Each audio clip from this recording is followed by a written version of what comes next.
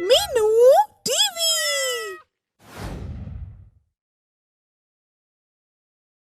अंधेरे नगर का राजा 70 साल का बूढ़ा हो गया था, मगर फिर भी उसके शौक नौजवानों वाले थे।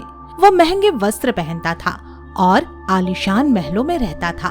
अपने देश की गरीब जनता की फिक्र छोड़कर वह फिजूल के दिखावे के लिए धन को दिन रात पानी की तरह बहाता रहता था। जनता पर जितना चाहो कर लगाओ, पर इस बात का ध्यान रखो कि हमारा खजाना धन से भरा रहना चाहिए।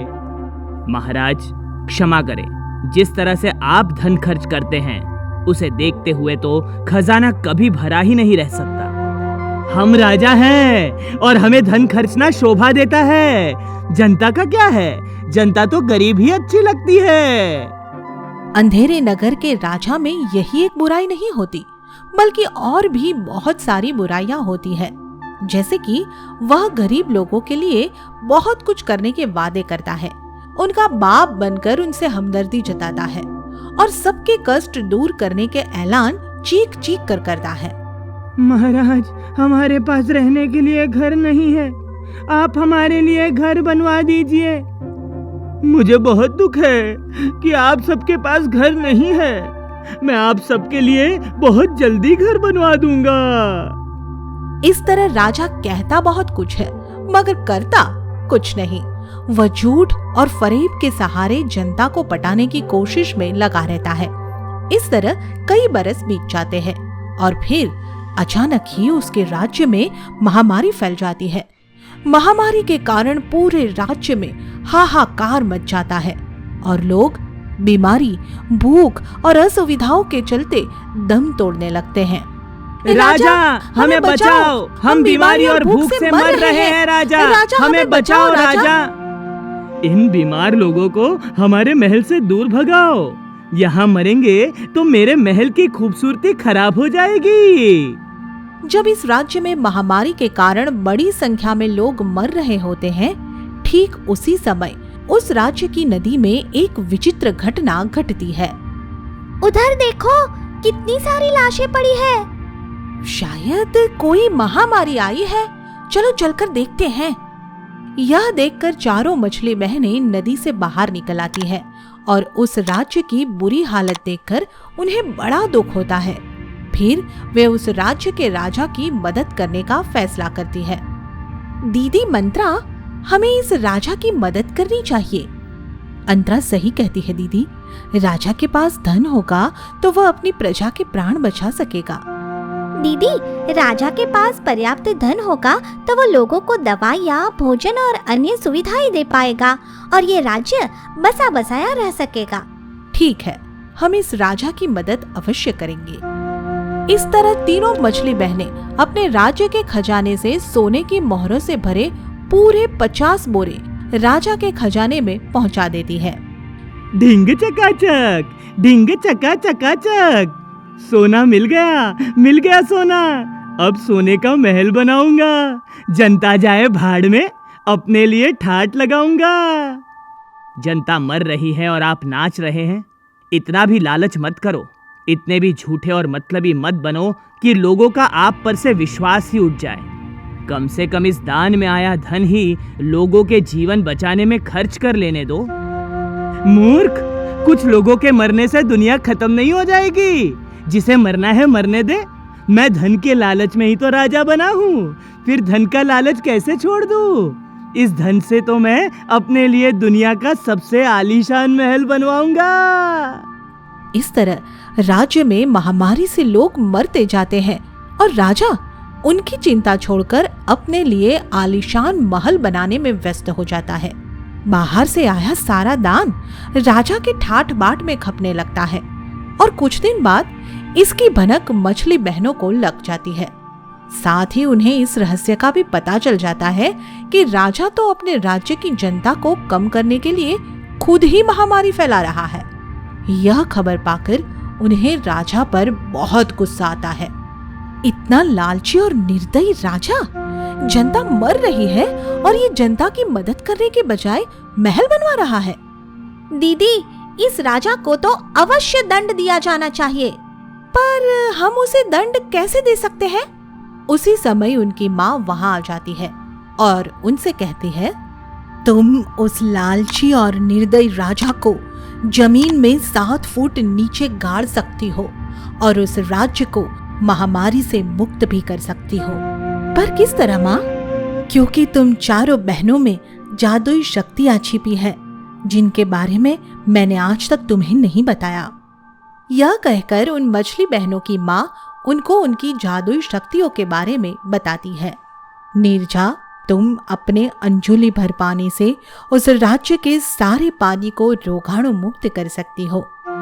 समीरा, तुम अपनी एक फूंक से सारी हवा को शुद्ध और स्वच्छ बना सकती हो। अंतरा बेटी, तुम्हारी एक फूंक पाप और लालच से कमाए धन को पल भर में राख में बदल सकती है। और मैं क्या कर सकती हूँ माँ? तुम किसी भी पापी को जमीन के 7 फुट नीचे गाड़ सकती हो। तुम जिसका नाम लेकर जमीन पर पैर मारोगी वही जमीन में 7 फीट नीचे समा जाएगा। हमें अपनी इन जादुई शक्तियों का प्रयोग कैसे करना होगा माँ? मन में अपनी देवी का स्मरण करके जब भी इन जादुई शक्तियों का प्रयोग करोगी ये तुरंत काम करने लगेगी। अपनी माँ से अपनी जादुई शक्तियों के बारे में पता चलते ही चारों मछली बहनें नदी के जरिए उस राज्य में पहुंच जाती है। लो बहन, हवा तो शुद्ध हो गई। लो बहनों, जल भी रोगाणु मुक्त हो गया है। अब तुम अपना अपना काम भी कर डालो। यह सब करने के बाद वे चारों मछली बहनें राजा के महल में पहुंच जाती है और वहां अंतरा जैसे ही देवी का स्मरण करके फूंक मारती है तो उसके मुंह से निकली ज्वाला राजा के खजाने में रखे सारे सोने और महल की सारी शान और शौकत को राख में बदल देती है। यह देखकर राजा गुस्से में पागल हो जाता है। ये क्या किया? मेरा सारा ठाट बाट राख में बदल दिया। जनता के दुश्मन, लालची और निर्दयी राजा, ले मैं तुझे भी जमीन में गाड़ देती हूँ। इस तरह निर्दयी राजा मर जाता है और उस राज्य को महामारी से भी मुक्ति मिल जाती है। एक समय की बात है, हेजलपुर नाम के गांव में हैरी नाम का छोटा सा व्यापारी रहा करता था, जो एक गांव से दूसरे गांव माल सामान पहुंचाया करता था। उसके पास यासीन और रॉबिन नाम के 2 गधे थे, जिस पर वो सामान ले जाया करता था। चलो यासीन, जल्दी करो, रॉबिन को देखो कितना आगे पहुंच गया है। हैरी के दोनों गधे अच्छी तरह सामान उठाते थे, पर यासीन बीच बीच में खाना देखकर रुक जाया करता था, जिससे रॉबिन उससे आगे निकल जाता था। अरे हैरी, रॉबिन तो जल्दी पहुंच गया, तुम और यासीन क्यों इतना देर से पहुंचे? क्या बताओ सेठ जी, यासीन जहाँ खाना देखता है वहीं रुक जाता है, इसीलिए देर हो जाती है। कोई बात नहीं, हर किसी की कोई कमजोरी और ताकत होती है। मुझे तो इसकी कोई ताकत नहीं दिखती, बस इसकी कमजोरी खाना है, जिससे हमें मुश्किल हो जाती है। रॉबिन हर काम में यासीन से आगे था। वो भार उठा भी लेता था और जल्दी सामान पहुंचा भी देता था, इसलिए हैरी रॉबिन को ज्यादा अच्छे से रखता था।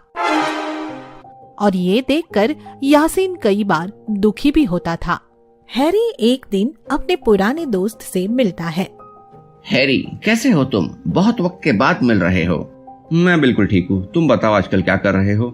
मैं गधों की रेस में हिस्सा लेता हूँ। अच्छे और तेज गधों को खरीद कर रेस में पहला इनाम जिताता हूँ।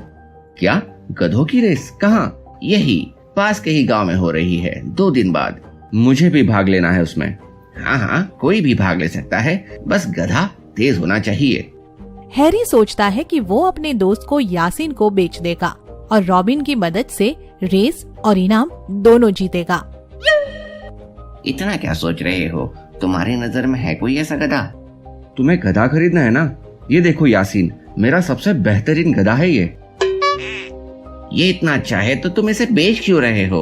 वो मेरे पास 2 गधे पालने के पैसे नहीं है, इसलिए। अगर तुम ना खरीदना चाहो तो मैं किसी और को बेच दूं। तुम इन दोनों की मदद से ये रेस जीत सकते हो, पर बेच क्यों रहे हो? Oh, no!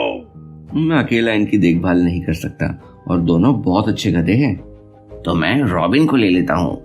नहीं, अब क्या हुआ? रॉबिन अभी तंदुरुस्त नहीं है, तुम यासीन को ले जाओ। ठीक है, मैं यासीन को खरीद लेता हूँ। नासिर वो गधा खरीद लेता है और हैरी मन ही मन खुश होता है।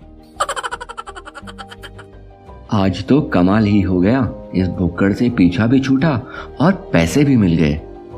अच्छा मैं चलता हूँ, अफसोस तुम रेस में भाग नहीं ले पाओगे ना। हाँ कोई बात नहीं, तुम रेस जरूर जीतना।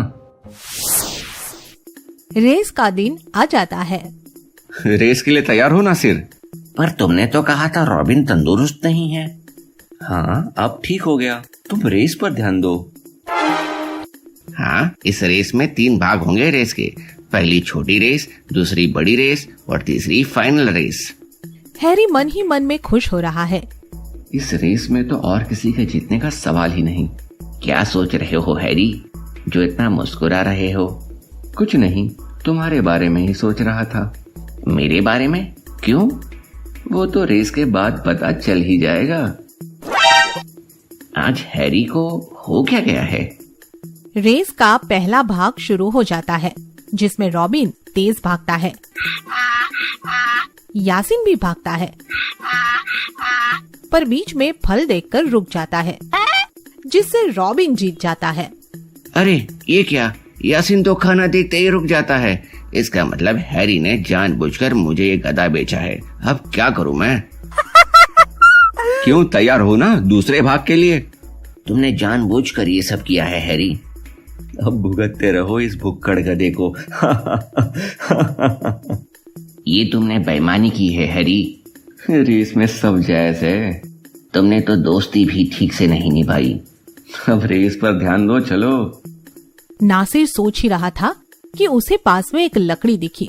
उसने उस पर अंगूर बांध दिए और यासीन की पीठ पर बांध दिया, जिससे अंगूर उसकी आंखों के सामने दिख रहे थे। यासीन, अंगूर को पकड़ो, चलो। यासीन अंगूर देखकर उसके पीछे बहुत तेजी से भागा और रेस जीत गया। रेस जीतने के बाद नासिर ने वो अंगूर यासीन को खिला दिए। यासीन, तुम्हें गाजर बहुत पसंद है ना? ये लो एक सुंदर सी बड़ी गाजर। अब जल्दी इसको भी पकड़ लो। यासीन गाजर के पीछे इतना तेज भागा कि उसने सबको पीछे छोड़ दिया और रेस भी जीत गया। वाह यासीन, ये लो तुम्हारा इनाम, गाजर की टोकरी।